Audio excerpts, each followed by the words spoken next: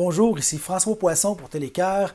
Nous sommes dans les locaux de Centraide, Centre du Québec, mais je reçois maintenant M. Éric Perrault, qui est directeur de projet au Conseil régional de l'environnement du Centre du Québec. Bonjour. Exact. Bonjour. Directeur de projet, là, au pluriel. Donc, quels sont les projets? Il y en a plusieurs. On Il y en a plusieurs parce que notre organisation, notre approche est orientée vers 4 enjeux. On a l'enjeu des milieux naturels et de la biodiversité. On a l'enjeu des changements climatiques, on a l'enjeu des matières résiduelles, puis on a l'enjeu du développement durable. Donc, dans chacun de ces enjeux-là, on a des projets. Disons que développement durable, il n'y en a pas beaucoup. Là. On gère un programme avec la Ville de Drummondville, un programme d'aide pour des organismes environnementaux. Là. Ça rentre dans le développement durable. Mais je te dirais que peut-être 75% de nos projets sont vraiment dans le milieu naturel, biodiversité puis changement climatique actuellement. Alors que les élus, les gens d'affaires, tout ça, développement durable, ça, c'est mur à mur là, en ce moment. Là, c'était comme tombé en désuétude à un certain moment, mais là, c'est revenu. Puis le développement durable, il est à toutes les sauces. C'est parce que le développement durable, ça demande une approche plus intersectorielle. Là, puis il faut que le développement durable, il est pris en charge en partie aussi par les sociétés d'aide au développement des collectivités, les SADC, des fois par les sociétés de développement économique ou les corporations de développement économique dans le cas de Victoriaville. Même à Victoriaville, il existe la Corporation de développement durable, la CDD. Là. Puis, fait qu'eux autres sont vraiment très actifs en développement durable. Là. Donc, il y a déjà pas mal d'acteurs là, qui sont là-dedans. Là. C'est pas une chasse gardée de groupes environnementaux, au contraire. Là, ça, Il y a beaucoup de conseils régionaux de l'environnement ailleurs. Nous autres, on n'en fait pas encore beaucoup là, de développement durable. On en fait un peu. Mais il y a des conseils régionaux de l'environnement dans d'autres régions, comme en Outaouais, de plus en plus en Mauricie aussi. Ils font du développement, ils travaillent sur l'économie circulaire puis l'écologie industrielle, là, avec des partenaires économiques comme les SADC, les chambres de commerce, etc. Là. Mais c'est ça, c'est loin d'être une chasse gardée de groupes environnementaux, là, loin de là. Alors, vous, les projets que vous faites, là, concrètement, est-ce qu'on peut donner quelques exemples? Oui, c'est ça. On a beaucoup de projets d'intendance privée. Pour le volet milieu naturel, on a beaucoup de projets d'intendance privée. Ça veut dire c'est de l'intendance privée, c'est les propriétaires privés de terre à bois, de terre, là, de terrain, qui choisissent volontairement de conserver des caractéristiques naturelles sur leur propriété. Puis, c'est volontaire, donc dans notre cas, souvent, on fonctionne par sensibilisation, puis on invite le propriétaire à s'engager symboliquement. Il peut retirer son consentement, puis tout ça, d'une année à l'autre, tout ça. Mais nous autres, on se fie que qu'en les sensibilisant, puis en leur montrant, on leur donne un cahier du propriétaire, quelque chose qui leur reste entre les mains. On leur parle des particularités qu'il y a sur leur propriété, puis tout ça, puis on leur fait signer un genre d'engagement volontaire. Ils peuvent cocher les actions qu'ils veulent mettre en place sur leur terrain. Fait que ça marche beaucoup. On a beaucoup de projets là-dessus, puis souvent, c'est des projets qui sont reliés à des espèces en péril, qui se retrouvent sur des propriétés privées au centre du Québec. Ça peut être, par exemple, la tortue des bois, la salamandre pourpre, ça peut être des plantes aussi, de l'ail des bois qui n'est pas menacée, mais qui est sensible à la cueillette. De la polémoine de Van Brunt, qui est une plante en danger, puis qui vit dans les milieux, dans certains milieux humides. Donc, on a ces projets-là. On a un gros projet qui s'appelle aussi Noyaux de conservation. Ça, c'est que nous autres, au Centre du Québec, on a regardé où se trouvaient les gros noyaux de conservation. Puis ça, c'est souvent des massifs forestiers. C'est des endroits où est-ce qu'on retrouve une grande quantité d'indices de biodiversité qui sont à leur meilleur. Là. C'est des endroits où est-ce que des endroits qui ont un intérêt pour la conservation particulier. Des tourbières aussi? Des tourbières font partie des noyaux souvent. Parce que En moi, tout cas, je les vous ai grandes lu, tourbières, là. Ouais. il y a des panneaux dans la tourbière à Sainte-Marie-de-Blandford.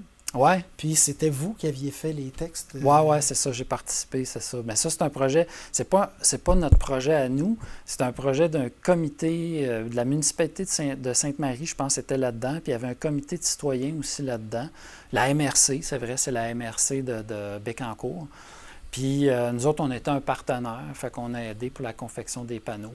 Comme on avait déjà fait, si vous allez dans la grande tourbière de Villeroy aussi, à Villeroy, les panneaux d'interprétation qu'il y a là, ça, c'est vraiment nous qui les a faits parce que c'était notre projet qu'on a fait en collaboration avec la MRC de l'érable.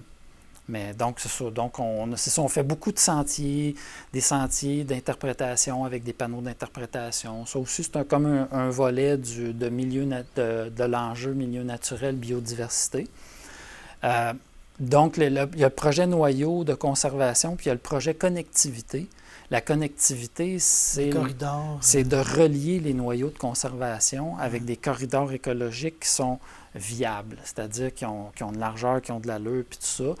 Souvent, c'est qu'il y a des sauts là-dedans, là, fait qu'il y a un grand champ, mettons, il y a un corridor qui passe là, mais là, il y a un grand champ. Fait que là, le projet connectivité va peut-être consister à aller voir les agriculteurs concernés et dire, bon, on ne pourrait pas faire un haie brise-vent ou une bande riveraine boisée, pour améliorer la connexion. Ouais. Entre les noyaux de conservation pour que, par exemple, la faune puisse circuler sans danger, puis tout ça. Fait que ça, c'est vraiment un gros morceau là, du volet biodiversité, milieu naturel. Dans le changement climatique, un des volets qu'on a développé là, depuis quelques années, c'est la mobilité durable. Puis la mobilité durable, c'est toutes les formes de déplacement, de mobilité autres que l'automobile, tout seul dans son auto, l'auto solo qu'on appelle. Là. Donc, ça peut inclure, souvent ça inclut les transports actifs pour les courtes distances, ça inclut le transport collectif, transport en commun pour les distances un peu plus grandes, le covoiturage. Puis là, il faut entrer au 21e siècle, fait qu'on parle de nouvelles mobilités, c'est-à-dire de plus en autopartage, vélo-partage, micromobilité électrifiée, ça veut dire les vélos électriques, oui, peut-être les vélos cargo électriques aussi, la trottinette, etc. Donc, ça ratisse large, là. Puis ça, on travaille avec des partenaires, mon Dieu, il y a déjà beaucoup de gens, là, tous les transports des personnes MRC de Bécancour, ouais. Transport collectif de la MRC de l'Érable, Municar dans Arthabasca. Il y a Mobilité Nicolet-Yamaska qui vient de voir le jour, là.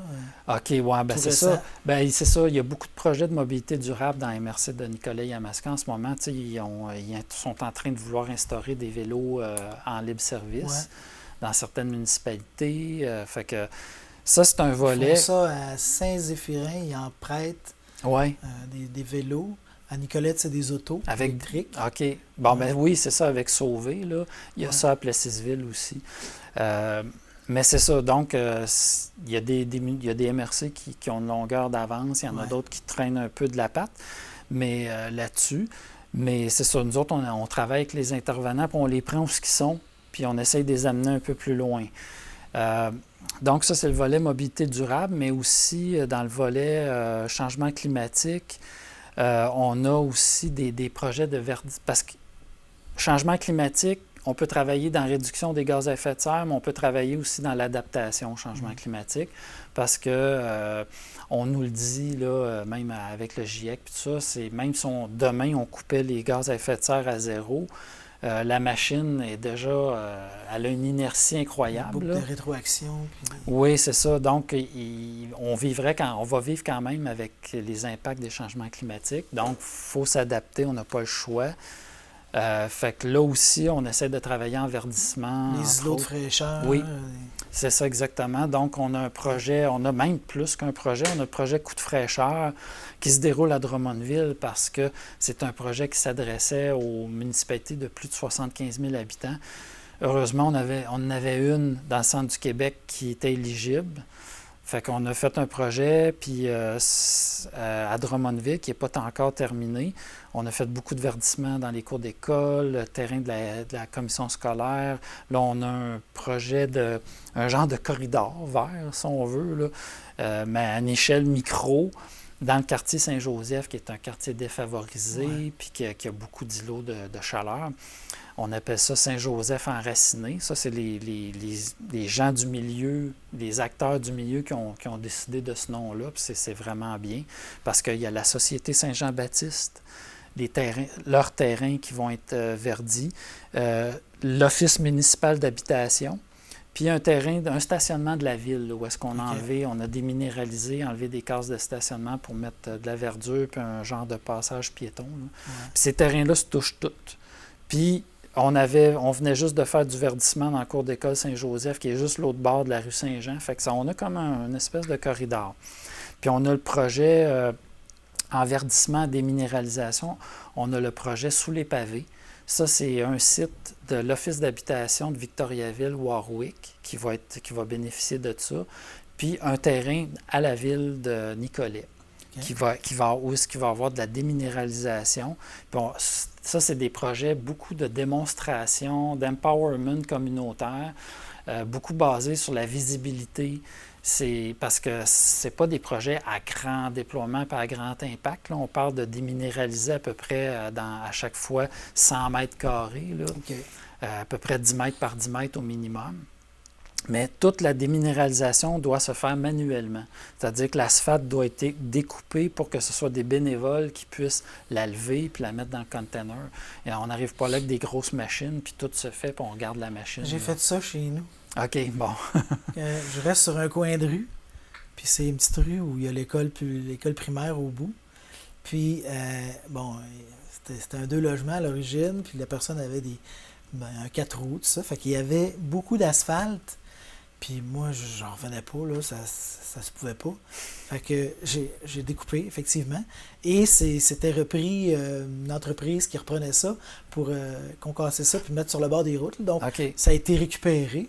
Ouais. Le pire bout, c'est quand je suis en dessous de mon asphalte plus récente qui se découpait bien.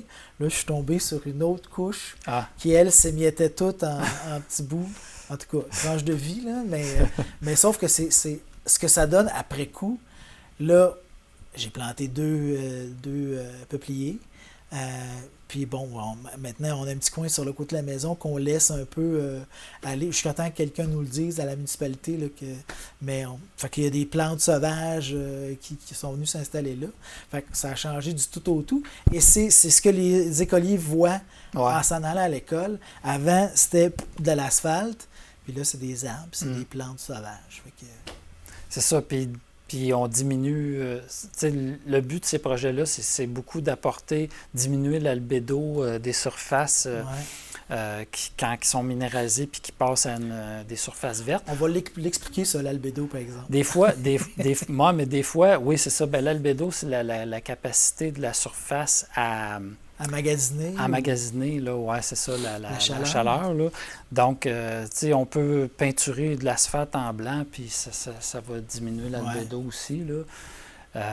Mais c'est mieux de faire du verdissement parce que quand on met des arbres, ben, on augmente la canopée. Quand les arbres deviennent matures, ben, on va augmenter la canopée dans la ville. Donc, avoir des surfaces ombragées, tout ça, puis diminuer les températures de surface. Parce que dans une ville où il y a plein d'îlots de chaleur, des fois, les températures peuvent être jusqu'à 12 degrés plus élevées qu'en périphérie où est-ce qu'on a plus d'arbres puis tout ça. Les gens, quand il fait des grandes chaleurs, il faut que les gens aient des endroits où se réfugier. Oui, c'est un enjeu de santé publique, ça, vraiment. Là.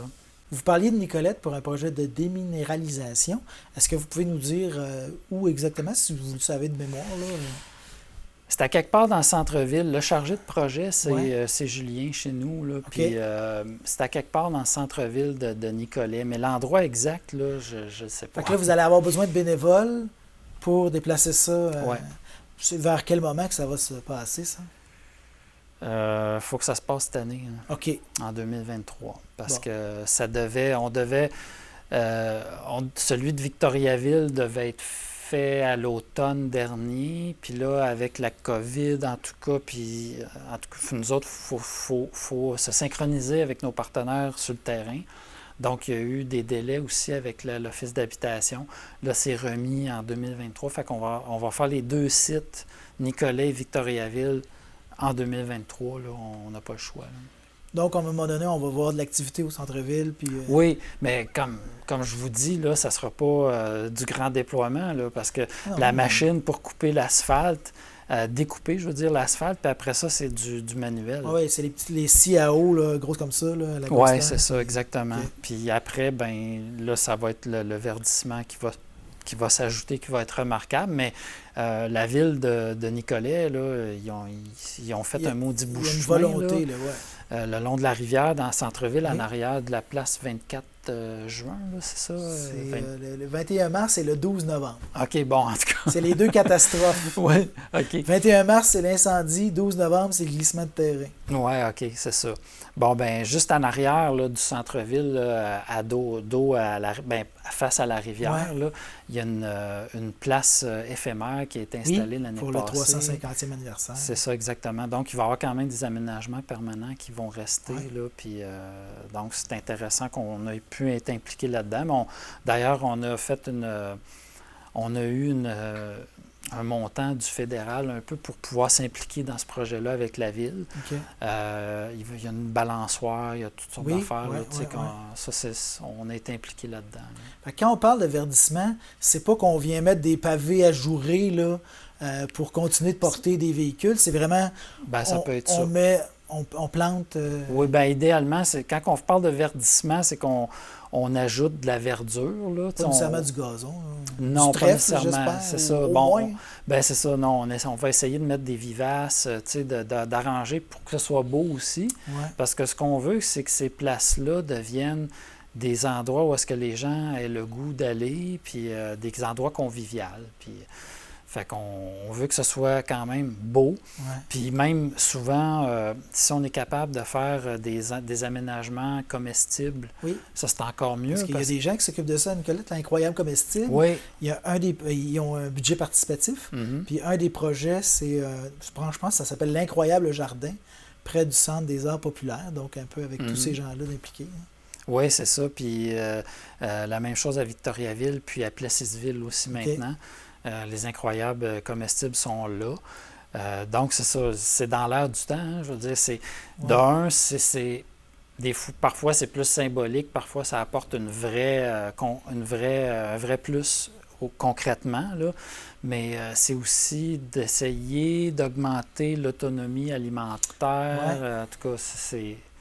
Avez-vous été impliqué dans le jardin collectif à Manceau? Parce que c'est une des choses qui m'a le plus impressionné, moi, cette année, de voir comment, en assez peu de temps, les citoyens là-bas allaient changer complètement d'utilisation, là, un espace assez volumineux. Là. Non, ben moi, peut-être que l'équipe est au courant. Moi, je ne suis pas au courant là, de ce qui a été aménagé. Je mets la puce à l'oreille. Là. Il y a quelque chose de le fun à voir là-bas. OK. Là. Puis c'est une initiative municipale ou... C'est des citoyens. Ben, il y en a quelques-uns qui sont sur le conseil de ville, ouais. là, mais des jeunes. Là. OK, c'est bien.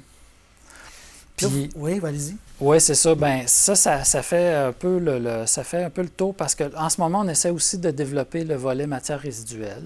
Oui. On a une chargée de projet présentement qui est bonne là-dedans, là, qui a travaillé là-dedans avant de travailler pour nous. Puis là, on a eu des implications dans l'organisation d'événements éco-responsables. Ouais.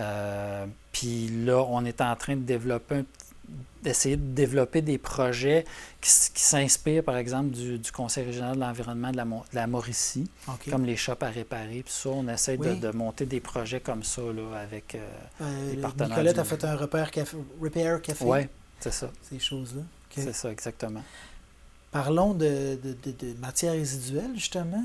Bon, là, fameux bac brun, là, il y a une compagnie qui est arrivée, puis que ça a un petit peu, je pense, mélangé les élus de notre coin de pays avec une solution là, complète, genre on prend tout, on amène ça, puis nous on fait le tri, puis vous n'aurez pas besoin de bac brun, tout ça. Vous avez peut-être été au-dessus de ça. Pouvez-vous démêler les choses pour nos auditeurs? C'est pas évident à démêler parce que, c'est sûr que le taux, un des arguments de vente d'un projet comme ça, c'est vraiment le taux de détournement de la matière. Donc, à quel point ça va faire diminuer l'enfouissement. De ce que je me souviens, c'est qu'il y avait on nous garantissait des taux assez élevés de détournement des matières résiduelles. La question était peut-être sur la qualité du compost. Tu sais, il y a toujours un danger de mélanger, mettons, la matière organique, de la trier après qu'elle ait été mélangée, là, la matière organique, avec, mettons, des matières... ça a été en contact des avec déchets. Puis... Oui, c'est ça. Des déchets qui ne sont pas compostables ou, tu sais, bon.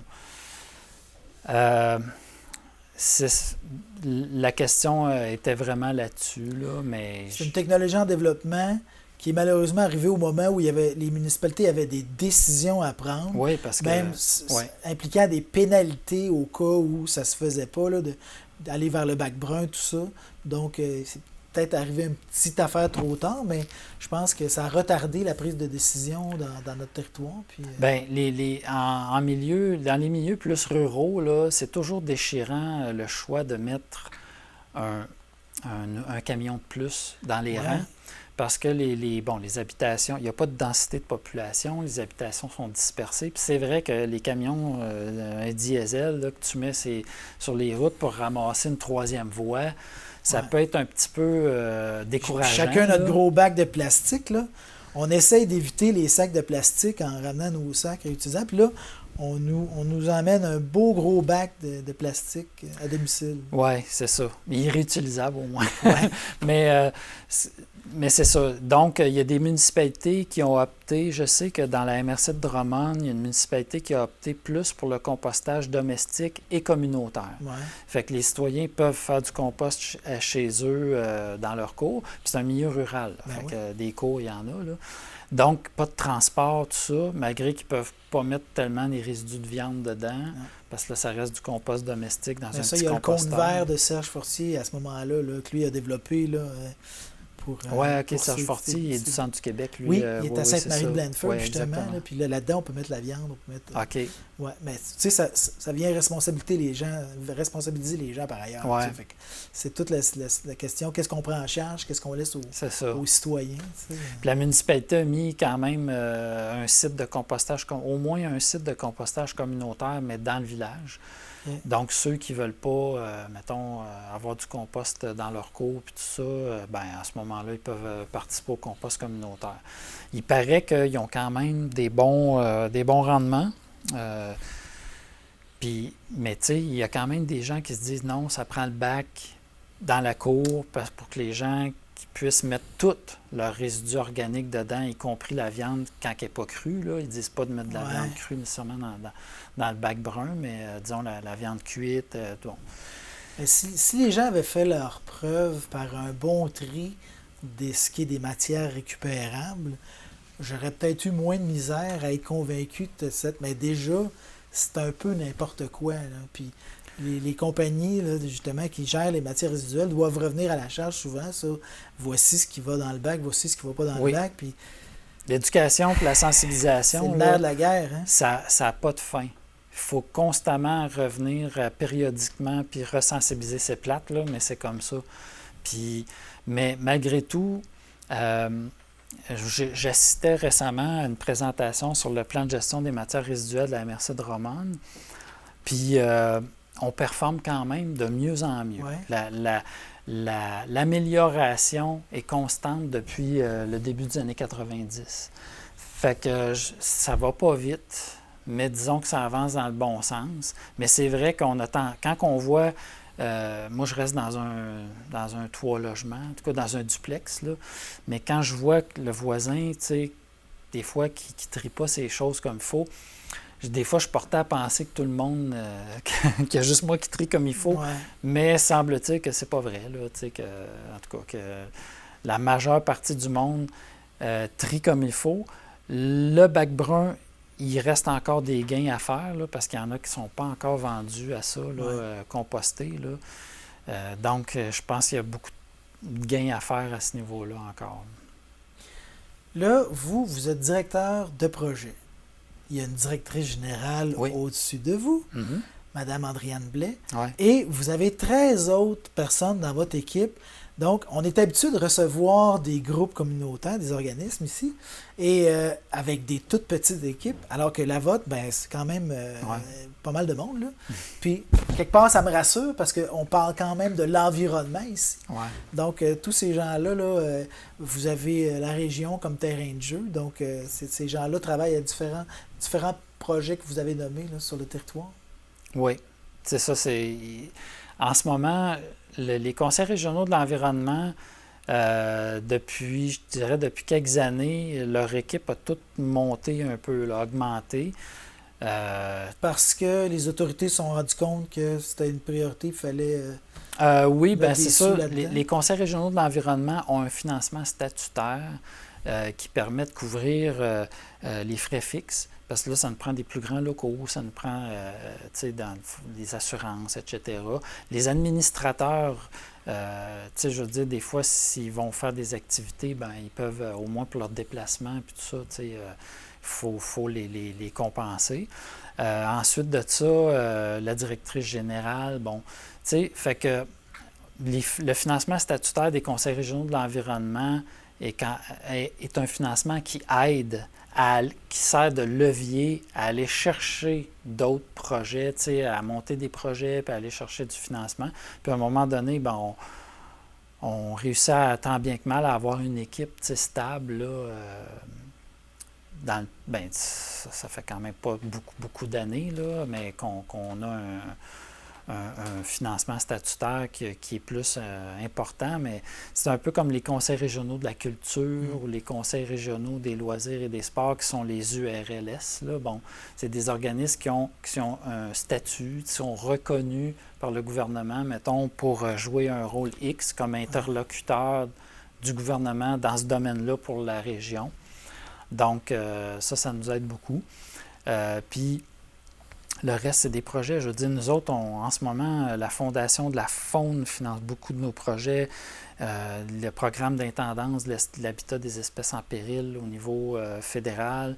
On a Action Climat au provincial.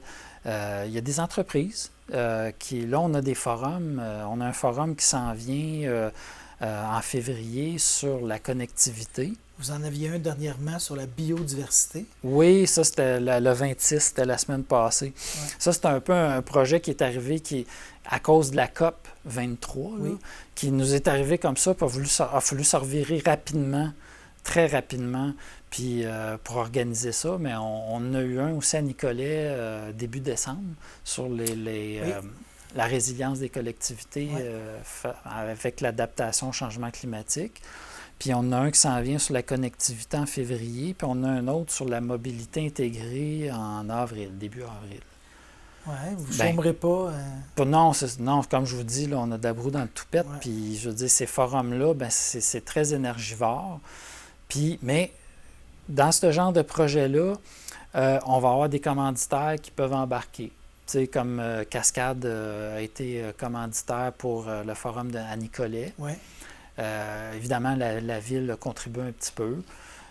Pour le forum sur la mobilité durable, sur la mobilité intégrée à Victoriaville, ben, on espère trouver d'autres partenaires aussi locaux qui vont peut-être s'intéresser à ça puis vouloir participer. Là. Des fois, ça peut être de la participation de nature, fournir une salle, fournir de l'équipement, des choses comme ça. Là, mais...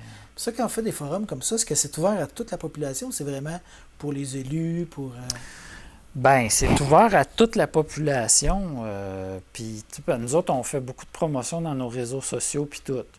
Mais c'est sûr que les sujets, des fois, vont s'adresser davantage aux acteurs, là, aux gens, aux intervenants des MRC, des municipalités. Ils sont dans des rôles décisionnels. Là. Oui, ou des fois, les SADC, Chambres de commerce, Sociétés de développement, les OBV, Agences forestières, des bois francs. C'est les organismes de bassin versant. Oui, c'est ça. Bien, puis les agences, l'agence forestière, les groupements forestiers, tous ceux qui agissent dans l'aménagement du territoire, là, ils vont être concernés. Mais des citoyens, il y a des citoyens souvent qui viennent au forum quand même. Ils font partie d'un groupe de citoyens, d'un groupe environnemental, puis ils viennent parce qu'ils ont eu l'invitation, eux autres aussi, comme tout le monde, puis ça les intéresse. Fait que ça, je trouve ça le fun. Dans le fond, plus qu'il y a de monde qui se mobilise, ben plus qu'il va y avoir comme une pression positive sur les acteurs pour dire « OK, on a le OK, on peut agir. » Parce que souvent, dans les forums, ben, vous allez aller chercher comme conférencier des chercheurs universitaires.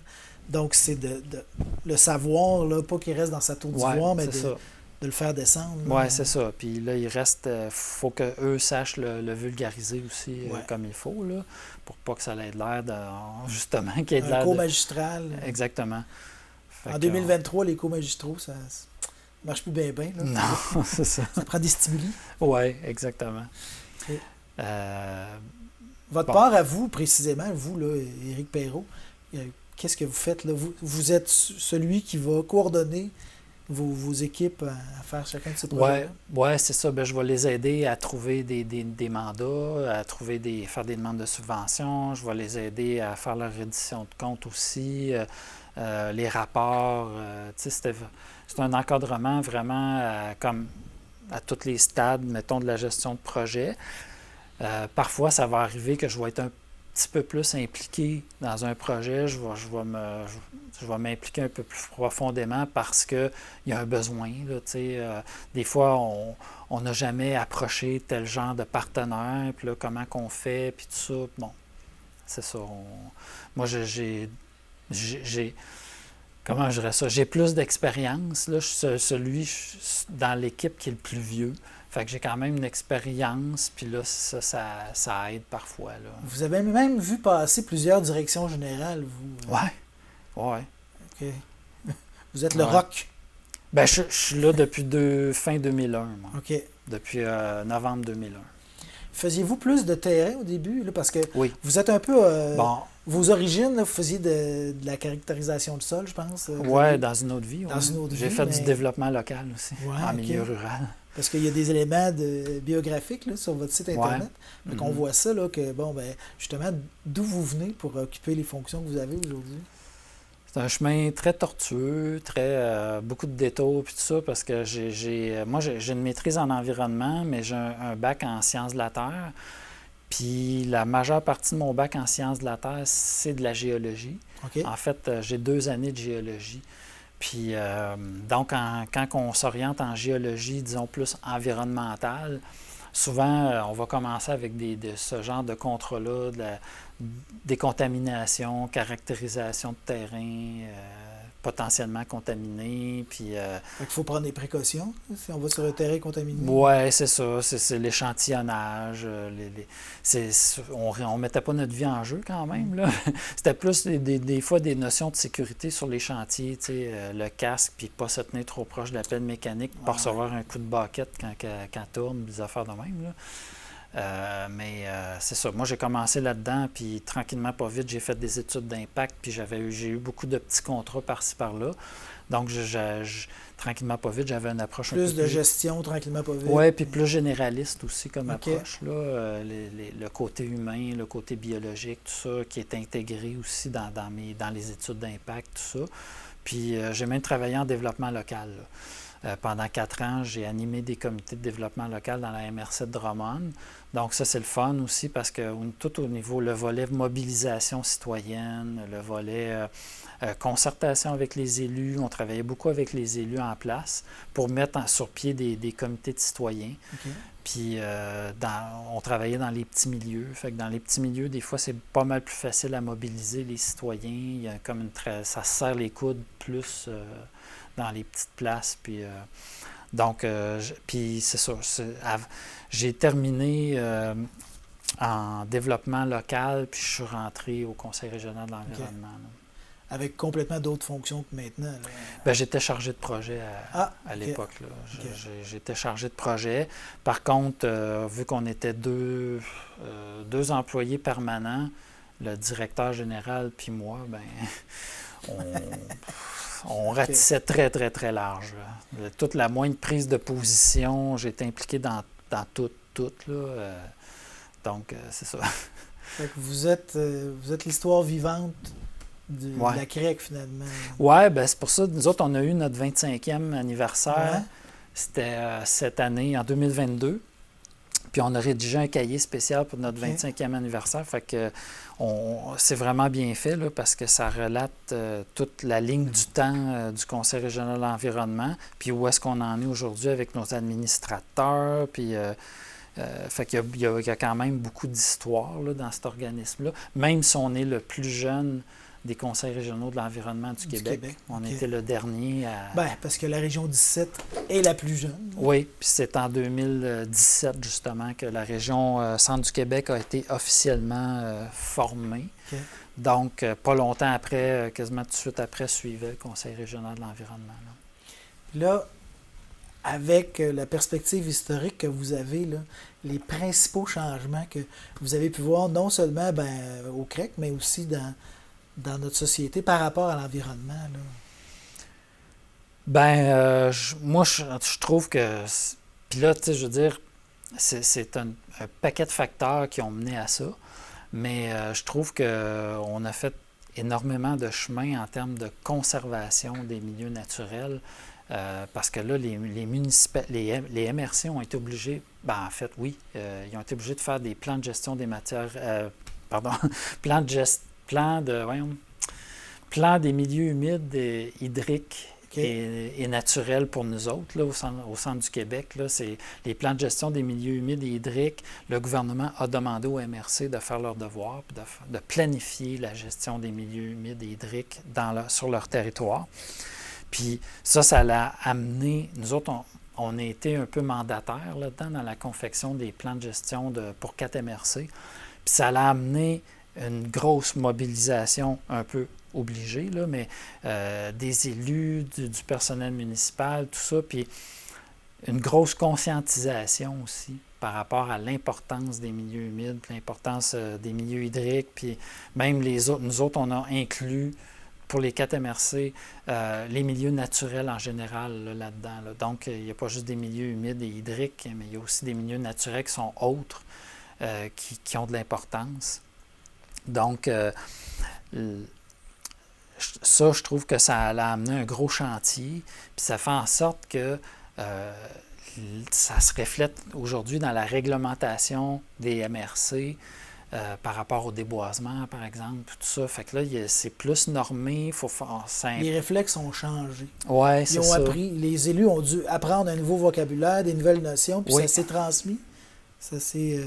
Là, c'est ça. Moi, c'est comme la sensibilisation, probablement, qu'il va falloir que, tu sais, les élus, ça change, là, puis tout ça. Fait qu'il va falloir que le retaper sur le clou souvent, puis la sensibilisation, l'information, puis tout ça, que ça soit tout le temps au rendez-vous, là. Mais il y a eu ça.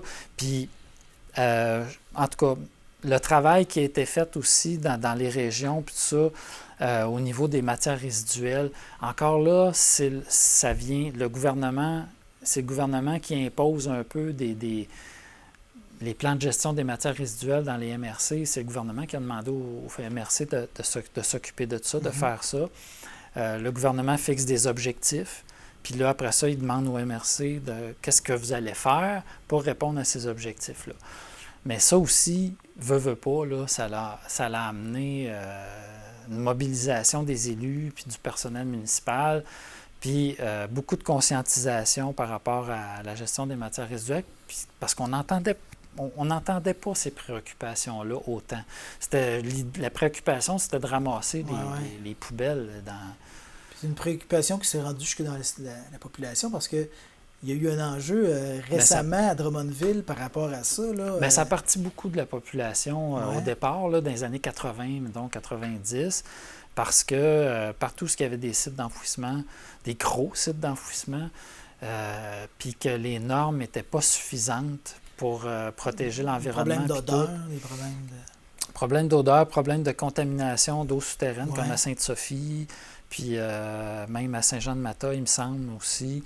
Ça l'a amené des groupes de citoyens à se former, faire pression. Il y a eu des grosses mobilisations, des grosses manifestations. Puis il y a eu le livre qui est sorti, Le scandale des déchets. C'est un livre qui a été sorti aux éditions Éco-Société dans les années fin 80, début 90. Puis l'auteur, c'est un Québécois qui a écrit ça, c'est Séguin, c'est un dénommé Séguin. Puis lui, il relatait dans son livre toutes les luttes qui ont eu lieu au Québec là, les dernières années, là, puis par rapport à la gestion des matières résiduelles. Parce que cette gestion des matières résiduelles-là, ben c'est en tout cas le volet enfouissement, puis des fois collecte, et vraiment sous l'emprise de grosses entreprises. Puis ça ne veut pas dire parce que c'est des grosses entreprises qui sont méchantes, là, mais tu sais, comment je dirais ça? Ces entreprises-là, dépendamment des comportements qu'ils ont eus aussi ailleurs, bien là, ça se reflète un peu sur leur notoriété. On n'en nommera pas, mais il y en a qui sont plus à la recherche du profit que peut-être du bien commun. Oui, bien c'est ça. Mais des fois aussi, un prix d'enfouissement trop bas, la tonne, ridiculement bas, bien ça nuit aussi aux initiatives de recyclage. Ouais. Donc, c'est ça. Puis plus tu as du volume, plus tu fais du profit. Bon, en tout cas. Mais après 20 ans, là, on est-tu optimiste ou pessimiste? Là? Ou réaliste? Je vais donner une troisième case, case à cocher. Bien, on essaie d'être optimiste dans le réalisme. Okay. Mais c'est ça. Moi, comment je dirais ça? Moi, je pense qu'il y a des changements, comment je dirais ça, il y a des changements qui vont demander plus que ce qu'on fait actuellement. Là. Puis, c'est un changement de paradigme dont on a besoin, alors que là, on va à la pièce sur des petites choses, alors que c'est quasiment une révolution que ça prend. Oui, puis c'est une révolution dans les comportements, c'est une révolution parce que, tu sais, je veux dire, on peut électrifier l'ensemble du parc automobile au Québec, mais on n'aura pas réglé le problème de la mobilité durable. On n'aura pas on réglera pas le problème des changements climatiques avec ça, parce que ça amène l'empreinte écologique, l'empreinte carbone d'une auto électrique à la fabrication est beaucoup plus grande que celle d'un véhicule à essence. Par chance, au Québec, on a de l'hydroélectricité, fait qu'au bout de, je sais pas, 20-30 000 km, on a rattrapé... C'est un peu plus que ça. De mémoire, on a vu le documentaire qui portait là-dessus, mais... Bien, ça dépend, mais encore, c'est ça, ça dépend des études, tout ça, mais dans les études comme du berceau au tombeau, là, sur le cycle de vie, d'habitude, j'avais entendu comme une affaire comme 20 ou 30 000 km. J'étais plus dans le 60-80, mais... OK. Anyway. Mais c'est un des facteurs. Une dernière question en terminant, je suis curieux. En tant que géologue, là, l'aspect minier de tout ça, parce que on parle de batterie, on a des ressources au Québec qu'on va vouloir exploiter. Là. En tant que géologue, de quel œil on voit tout ça? Bon, là, je tiens à dire qu'avec 2 années de géologie, officiellement, je ne suis pas un géologue. OK. Mais non, c'est ça. Ben,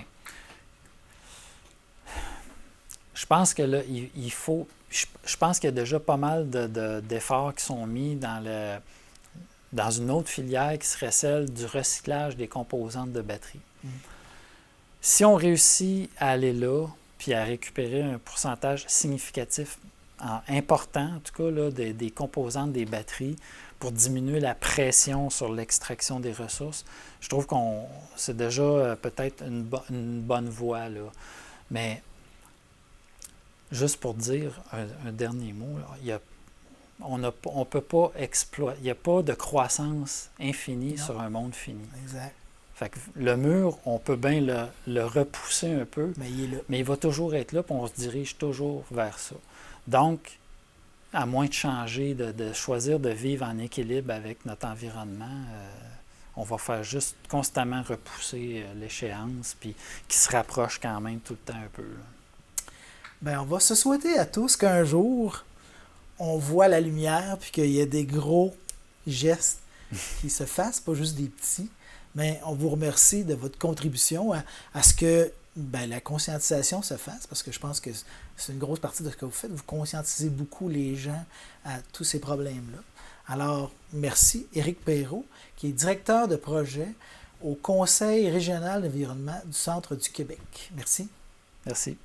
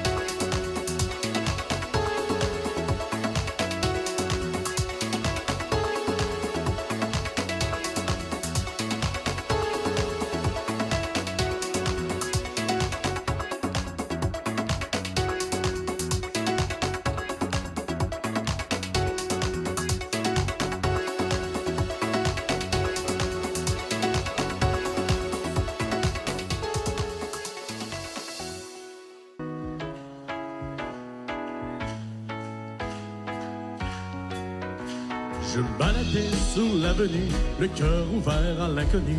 J'avais envie de dire bonjour à n'importe qui. N'importe qui, ce fut toi, je t'ai dit n'importe quoi. Il suffisait de te parler pour t'apprivoiser. Aux Champs-Élysées, aux Champs-Élysées, au soleil, sous la pluie, à midi ou à minuit, il y a tout ce que vous voulez aux Champs-Élysées. Tu m'as dit j'ai rendez-vous dans ce sous-sol avec des fous qui vivent la guitare à la main du soir au matin. Alors je t'ai accompagné, on a chanté, on a dansé, et on n'a même pas pensé à s'embrasser. Aux Champs-Élysées, aux Champs-Élysées, au soleil, sous la pluie, à midi ou à minuit, il y a tout ce que vous voulez aux Champs-Élysées.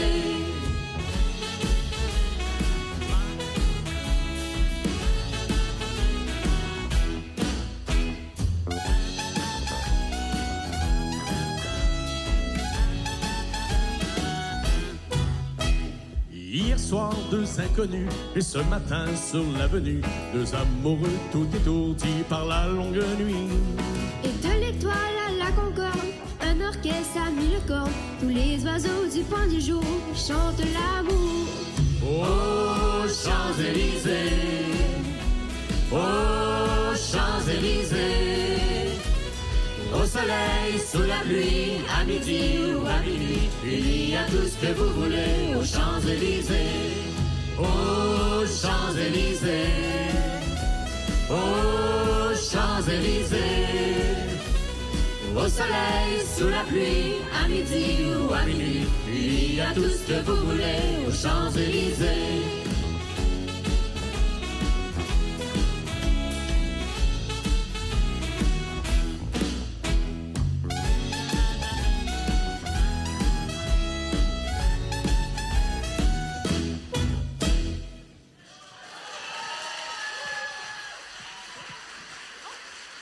Car au soir deux inconnus et ce matin sur l'avenue, deux amoureux tout étourdis par la longue nuit.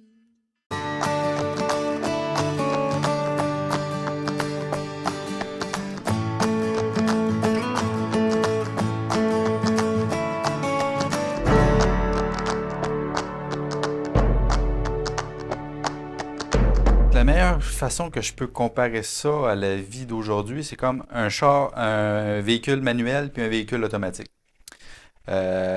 Pour toutes les choses que l'autisme veut engendrer, il faut qu'il passe d'une vitesse à l'autre. Tandis que le monde normal, les neurotypiques, ça se fait plus de façon automatique. Pour moi, l'autisme, c'est juste d'être différent, d'avoir un cerveau différent, mais ça veut pas dire d'être inférieur ou d'être moins bon. C'est important d'être ici pour représenter les femmes autistes Asperger, qui sont souvent invisibles dans la société. Puis j'entends parfois que ah, t'es autiste, ça paraît pas. J'aurais envie de dire à ces gens-là, venez passer une journée dans mes souliers, dans les souliers de ma famille. Mon frère, il est drôle, curieux, il est pas toujours attentif, mais il est très persévérant en ce qui parle de son attention. Il fait tout pour apprendre mieux, puis ça, c'est ça que j'aime de chez lui. Que les autistes, ils ont pas beaucoup d'amis. Ils ont pas beaucoup d'amis, mais ça leur dérange pas.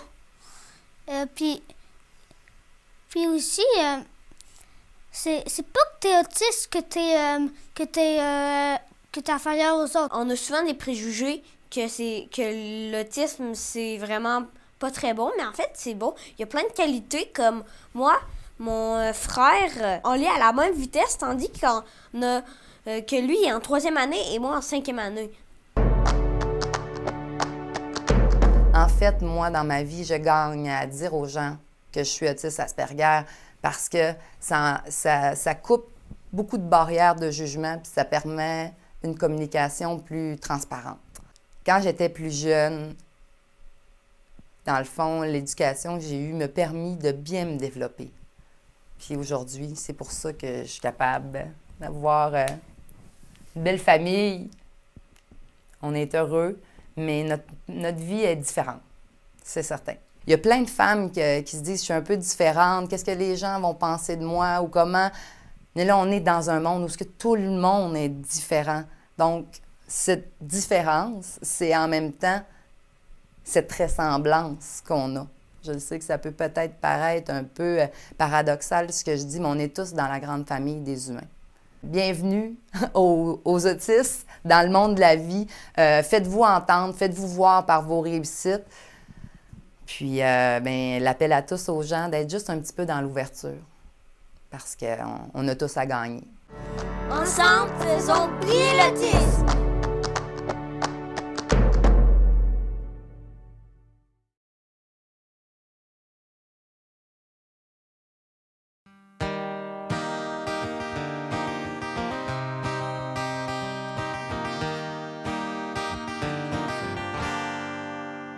For all the times that you rain on my parade, and all the clubs you get in using my name.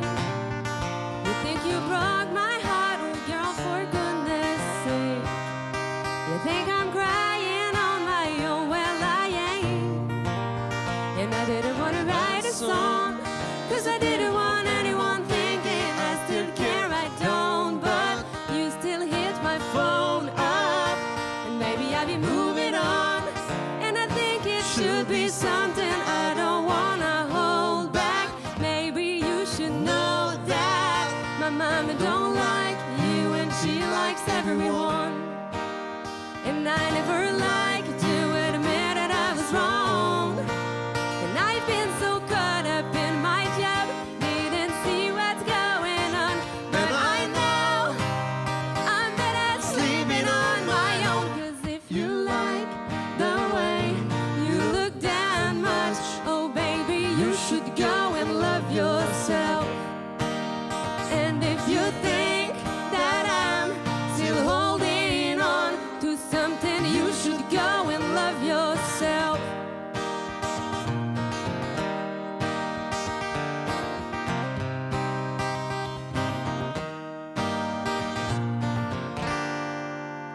But when you told me that you hated my friends, the only problem was with you and not them.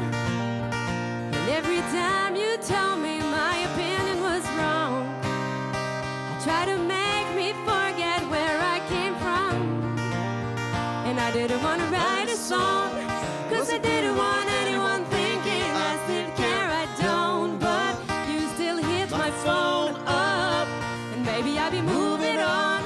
And I think it should be something I don't wanna hold back. Maybe you should know that my mama don't like you and she likes everyone. And I never liked to admit that I was wrong. And I've been so caught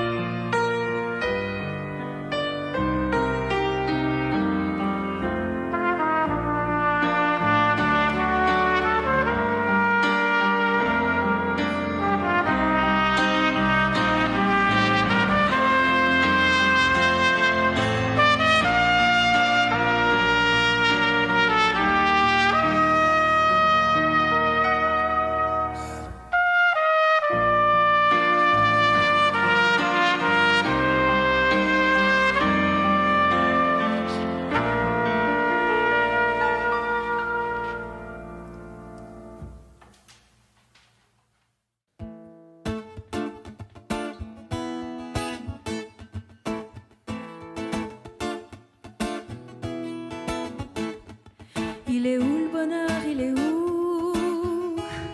Il est où? Il est où le bonheur? Il est où? Il est où? J'ai fait l'amour, j'ai fait la manche, j'attendais d'être heureux. J'ai fait des chansons, j'ai fait des enfants, j'ai fait au mieux. J'ai fait la gueule, j'ai fait semblant, on fait comme on peut. J'ai fait le con, c'est vrai, j'ai fait la fête, ouais.